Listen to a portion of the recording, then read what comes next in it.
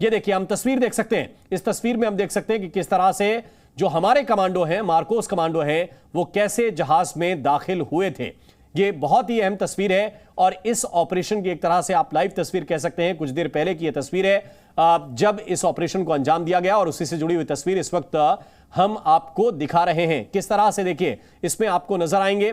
अब ये दो तस्वीरों के जरिए हम आपको दिखा रहे हैं। एक बोट जहाज की ओर तेजी से जाती हुई नजर आएगी और इस बोट पर जानकारी यह है कि भारतीय नौसेना के मार्कोस कमांडो थे और फिर उनका मूवमेंट देखिए किस तरह से वो जवान अंदर दाखिल होते हैं और अंदर दाखिल होने के बाद फिर अपने देश के जो लोग अब देखिए, ये तस्वीर हम इस वक्त देख पा रहे हैं और हम तस्वीरों में देख पा रहे हैं कि लगभग 6 कमांडो हैं।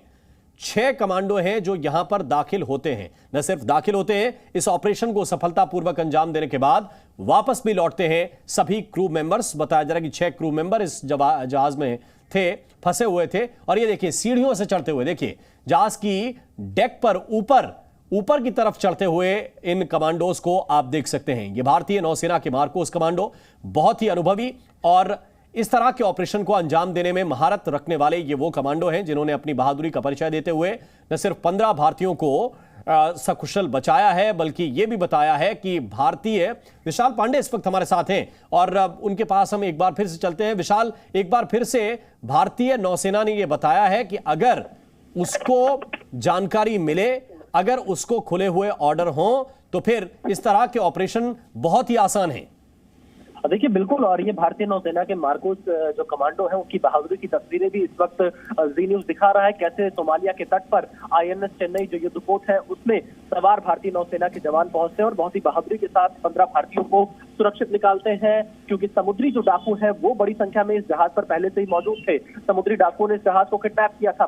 15 भारतीय इस जहाज के अंदर थे और ऐसा ऑपरेशन अपनी सीमा से काफी दूर जाकर चलाना और इसकी बहादुरी के साथ चलाना, ये अपने आप में भारतीय नौसेना की बहादुरी की तस्वीर है। और सबसे बड़ी बात यह कि जो भी 15 भारतीय उस जहाज पर मौजूद थे उनको एक ऑपरेशन के तहत सुरक्षित निकाला गया है। प्रेडेटर ड्रोन का सहारा लिया गया। इसके अलावा जो तस्वीरें इस वक्त सामने आ रही है, आप देखिए कैसे छोटी नाव का सहारा लेकर मार्कोस कमांडो इस अगवा किए हुए जहाज पर चढ़ते हैं और इस पूरे ऑपरेशन को सफल बनाते हैं।